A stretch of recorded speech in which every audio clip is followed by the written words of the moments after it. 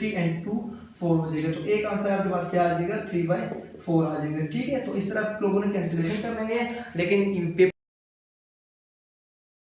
Assalamualaikum viewers, I hope you are all well. This is Muhammad Fizan and the topic is class 10 chapter number 3 exercise 3.2 और जिसका question है question number 11। पिछले questions में मैं आपको question number 10 तक मैं आप लोगों को इन्वर्सली डायरेक्टली का कॉन्सेप्ट बार बार समझाता हुआ आ रहा हूँ, क्योंकि इन्वर्सली डायरेक्टली का कॉन्सेप्ट इस एक्सरसाइज 3.5 और 3.7 के लिए जरूरी है, क्योंकि इसमें इन्वर्सली डायरेक्टली का वर्ड यूज हुआ है। ठीक है, तो आपको पता होना चाहिए कि इन्वर्सली क्या होता है, डायरेक्टली क्या होता है। अगर पता नहीं तो पिछली वीडियोस भी देख सकते हैं, लेकिन बहरहाल फिर चले अब पिछले वीडियो पे आप लोग जानने वाले नहीं है, तो मैं यही पे दोबारा समझा देता हूँ कि इन्वर्सली किसे कहते हैं और डायरेक्टली किसे कहते हैं। ठीक है, इन्वर्सली वर्ड मतलब कि आपको इन्वर्सली के लिए ये बात याद रखनी पड़ेगी और डायरेक्टली के लिए दो बातें। तो आपके पास डायरेक्टली में क्या होता है कि इन्वर्सली में आप सबसे पहले इन्वर्सली बता देना। इन्वर्सली में अगर कोई एक चीज डिक्रीज हो रही होगी तो दूसरी इंक्रीज, मतलब इसमें ऑपोजिट सिचुएशन है। ठीक है, अगर एक चीज इंक्रीज होगी तो दूसरी क्या होगी, डिक्रीज होगी। ठीक है, इसके ऑपोजिट चलेगा, डिक्रीज होगी। ठीक है, और डायरेक्टली में क्या सिचुएशन होगी कि सेम सिचुएशन होगी। सेम कैसे कि अगर एक चीज डिक्रीज हो रही है तो दूसरी भी डिक्रीज, अगर एक चीज इंक्रीज हो रही है तो दूसरी भी इंक्रीज होगी। ठीक है, सो इन दोनों में कॉन्सेप्ट की मतलब इंक्रीज और डिक्रीज, कम और ज्यादा का क्या मतलब हुआ। ठीक है, कम और ज्यादा का मतलब मैं आप लोगों को समझा देता हूँ कि कम किस क्या मतलब और ज्यादा क्या मतलब। कम का मतलब ये हुआ कि इनवर्सली अगर आपके पास एक चीज पॉजिटिव है तो दूसरी नेगेटिव होगी। ठीक है, नेगेटिव से मुराद वो बताऊंगा, दोनों पॉजिटिव चलेंगे लेकिन नेगेटिव कैसे, इसमें अगर पॉजिटिव रहेगी। ठीक है, मतलब ऐसी बात समझ आ गई। अब इन दोनों के सैंपल कौन से सैंपल के लिए यूज होता है, ये वाला। ठीक है, इनवर्सली और डायरेक्टली दोनों के लिए ये वाला सैंपल यूज होता है। सही है, तो ये इसका हो गया सैंपल हो गया। अब इसके बाद एक और बात सीखनी है, वो बात ये है कि ये जो आपके पास इन्वर्सली होता है इसकी इक्वेशन कैसे बनती है और डायरेक्टली की इक्वेशन कैसे बनती है। अगर आप लोगों को वो बोलता है कि इफ पी अगर पी इन्वर्सली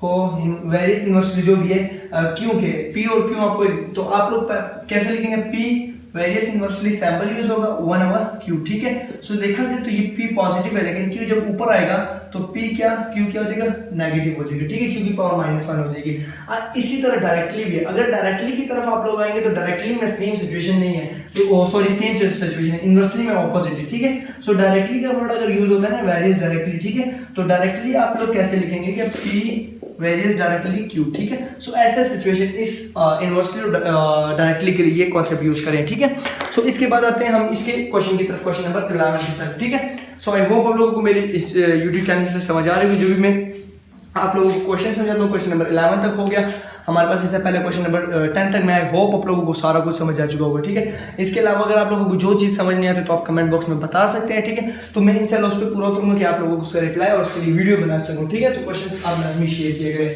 सो अब मैं इसको रिमूव कर देता हूँ, तो आई होप आप लोगों को इन्वर्सली और डायरेक्टली का कॉन्सेप्ट समझ आ चुका होगा। इन्वर्सली हम किसे कहेंगे कि जिसमें कोई चीज़ क्या हो, ऑपोजिट हो, मतलब एक चीज अगर इंक्रीज होती है तो दूसरी क्या हो, डिक्रीज हो। अगर एक कम होती है तो दूसरी बढ़े, और अगर दूसरी बढ़ती है तो पहले वाली कम हो। ठीक है, अब इसके क्वेश्चन की तरफ आते हैं, क्वेश्चन नंबर 11। क्वेश्चन नंबर 11 में वो हमें क्या करें कि ए वेरियस, अब देखिए ये आप लोगों को पता होना चाहिए कि ये क्या चीज है। कमेंट बॉक्स में आप लोगों ने बताना है कि ये क्या है, कि ए अभी सैंपल यूज किया वेरियस और आपके पास है बी स्क्वायर। ठीक है, अब बताइए ये क्या चीज होगा, आप लोग कमेंट में जल्दी लिखें। And a is equals to 3 and b is equals to when b is equals to क्या है आपके पास 4।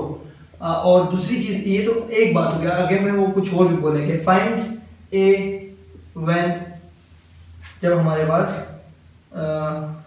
Find a when b is equals to 8। ठीक है, तो आप लोगों को ए दिया हुआ और बी हम लोगों ने क्या करना है, फाइंड करना है। ठीक है, और बी दिया गया, ए फाइंड करना है। सो आप लोग मुझे कमेंट बॉक्स में बताएं कि ये क्या है। ठीक है, वो आप लोगों ने कमेंट लिख लिया होगा, पीछे आपको समझ आ चुकी है। तो ये कह रहे हैं कि इफ ए वेरियस इन्वर्सली हो गया डायरेक्टली हो गया, ये आप लोग बताएं। सो ये है हमारे पास इन्वर्सली, क्योंकि बी जब ऊपर जाएगा तो क्या हो जाएगा, नेगेटिव हो जाएगा, तो ये हमारे पास इन्वर्सली है। ठीक है, और हमें ए की वैल्यू दी और बी की वैल्यू दी गई है। ठीक है, और दूसरी चीज यहाँ तक एक सवाल है। ठीक है, यहाँ तक एक क्वेश्चन है वहां तक, उसके बाद ये चेंज हो रहा है कि हमें ए की वैल्यू क्या करके दो, फाइंड करके दो। तो ए की वैल्यू मैं कैसे फाइंड करूँ जबकि बी मुझे बी की वैल्यू दी गई है, तो ये तो फाइंड करना मुश्किल है। तो सबसे पहले हम लोगों को क्या करना है कि ये जो इक्वेशन दी गई है इसको पहले सिंप्लीफाई करना है। ठीक है, इसको क्या करना है, सिंप्लीफाई करना है। तो ये कह रहा है कि ए वेरियस इन्वर्सली बी स्क्वायर। आप लोगों ने फिजिक्स में पढ़ा कि अगर वेरियस इन्वर्सली डायरेक्टली ये जो सैंपल है इसको खत्म करने के लिए हम क्या करते थे, इक्वल का साइन यूज करते थे।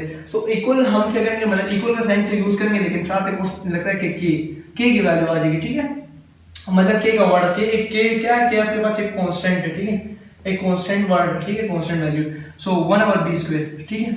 और उसके बाद आप लोगों के पास a के डिवाइडेड बाय b² हो जाएगा, ठीक है। अब इसके बाद हमें जो वैल्यू दी गई है ना, हमें इसमें वैल्यू सिंपली पुट कर लेंगे जो a और b की दी गई है। तो a इज इक्वल क्या है 3 और b सॉरी के यहाँ पे ये है और b आपके पास 4 है, ठीक है। सो a इज इक्वल्स टू 3 पर आ गया, ठीक है, b² था हमारे पास। तो 3 k इज इक्वल्स टू 4 का स्क्वायर आपके पास क्या होगा 4 मल्टीप्लाई बाय 4, तो ये आपके पास 16 आ रहा है, ठीक है। अब इसके नीचे क्या हो जाएगा ये 16। अब 16 दूसरी साइड लेके चलेंगे तो 3 मल्टीप्लाई बाय 16 करेंगे इज इक्वल्स टू आपके पास क्या आ जाएगा k। अब k 16 मल्टीप्लाई करें 3 के साथ, तो जब 16 16 32 16 16 32 एंड 16 आपके पास 48 हो जाएगा, ठीक है। आई होप याद है आप लोगों को समझ आ चुकी है। तो ये आपके पास 48 इज इक्वल्स टू के आ रहा है, ठीक है। तो ये एक थोड़ी सी मिस्टेक हो गई थी, मैंने जब यहाँ पे आया तो मुझे b² नजर आया, ठीक है। तो वैसे यहाँ पे था सेम कॉन्सेप्ट वही है, बस 4 की वैल्यू आ गई, ठीक है। अब इस की तरफ आते हैं, हमारे पास क्या है कि a इज इक्वल्स टू, अब यही फॉर्मूला यूज होगा, फॉर्मूला भी कह सकते हो, इक्वेशन में पहले बता चुका हूँ, तो b², ठीक है। अब आपके पास क्या है कि b की वैल्यू दी गई है और आप लोगों को किसकी k की वैल्यू दी गई है। k is equals to 48 and a आपको फाइंड करना, तो a is equals to 48 k की वैल्यू में पुट करूं और b की वैल्यू यहाँ पे ये वाली पुट करनी है, ठीक है। पहले b वाली नहीं पुट करनी है, ये वाली b वाली वैल्यू, क्योंकि यहाँ तो क्वेश्चन चेंज हो सकता है। इससे आगे आप लोगों को b फाइंड करने को बोलेंगे और a आप लोगों को दिया गया तो वो भी आप यहाँ पे a पुट करके यहाँ पे मल्टीप्लाई डिवाइड कर सकते हैं, ठीक है। तो अब दिया नहीं है तो इसी वजह से इसी को समझने की कोशिश करें, ठीक है। तो 48 और 8 का स्क्वायर आपके पास मेरे ख्याल में 64 होता है, ठीक है। सो आप लोग इसको क्या करोगे कि कैंसिलेशन करोगे 48 डिवाइडेड बाय 64, ठीक है। तो 2 की टेबल से होगा, आप 2 की टेबल से करेंगे तो आपके पास क्या आ जाएगा 2 4 2 2 4 एंड 2 4 8, ठीक है। 2 3 और यहाँ पे क्या आ जाएगा 2 2। अब फिर इसके बाद 2 1 एंड 12 आ जाएगा, सही है। इसके बाद 2 1 एंड 1 16 आ गया। फिर इसके बाद आ जाएगा 2 6, इसी तरह आप कैंसिलेशन करेंगे और 2 8, ठीक है। फिर कैंसिलेशन हो सकती है 2 3 एंड 2 4 हो जाएगा। तो एक आंसर आपके पास क्या आ जाएगा 3/4 आ जाएगा, ठीक है। तो इस तरह आप लोगों ने कैंसिलेशन कर लेंगे, लेकिन पेपर में ऐसा गलत मत करना क्योंकि कैलकुलेटर अलाउड होता है, क्लास 10 में 9 में अलाउड हो जाता है, तो आप लोग पेपर में कैलकुलेटर का यहाँ पे यूज कर सकते हैं, सही है। सो आई होप आप लोगों को यहाँ तक इजीली समझ आ चुका होगा कैसे हमने एक आंसर, बस छोटी सी मिस्टेक हो गई उसके लिए सॉरी, क्योंकि हम मुझे वहाँ पे b² ये स्क्वायर ऊपर नजर नहीं आया तो उस वजह से मैं थोड़ा सा मिस्टेक हो गई, ठीक है। सो आई होप आप लोगों को क्वेश्चन 11 की समझ आ चुकी है। जैसे पिछले क्वेश्चंस करते रहे तो बहुत ही इजी मेथड था, कोई इसमें मसला नहीं। मैंने हर क्वेश्चन पे अलग अलग वीडियो बनाई, वजह क्या थी कि आप लोगों को जो क्वेश्चन चाहिए, जो मेथड, जो हर क्वेश्चन को मैंने डिटेल से समझाया, ठीक है। इसी तरह आगे भी चलते रहेंगे, हम हर क्वेश्चन पे अलग अलग वीडियो बनाएंगे और अलग अलग वीडियो बना के हम जो है ना इंशाल्लाह आप लोगों को जो जो क्वेश्चन चाहिए होगा, आप बस सिर्फ टाइटल में क्वेश्चन का नाम मतलब प्रॉपरली लिखना कि 10 क्लास या 10 मैथ, उसके बाद फिर एक्सरसाइज यूनिट चैप्टर जो भी है, और फिर क्वेश्चन लिखना, और एक पार्ट लिखोगे तो पार्ट तक भी आ जाएगा, ठीक है। क्योंकि किसी किसी का पार्ट अगर लेंथी था तो मैंने पार्ट पे अलग वीडियो बनाई, सही है। सो आई होप आप लोगों को क्वेश्चन इजीली समझ आ चुकी होगी। यहाँ पे कैलकुलेटर का यूज कर लेना है, ठीक है। सो ये तो क्वेश्चन नंबर 11। अब इसके बाद क्वेश्चन नंबर 12 की वीडियो और क्वेश्चन नंबर 13 फिर हमारे पास एक्सरसाइज क्या हो जाएगी, एंड हो जाएगी। तो बहुत ही ईजी कॉन्सेप्ट है, अगर आप लोगों को जो है ना क्वेश्चन मिलते नहीं अगर चैनल में इधर उधर, तो इसकी मैंने प्लेलिस्ट बनाई हुई, हर एक्सरसाइज की अलग अलग प्लेलिस्ट बनी हुई है, ठीक है। सो प्लेलिस्ट ओपन कर लिया करें और वहां से आप लोग समझ सकते हैं, ठीक है। सो नेक्स्ट वीडियो इंशाल्लाह क्वेश्चन नंबर 12 की होगी, 12 क्वेश्चन नंबर 12 तक के लिए मुझे दीजिए इजाजत, अपना ख्याल रखें, अल्लाह हाफिज़।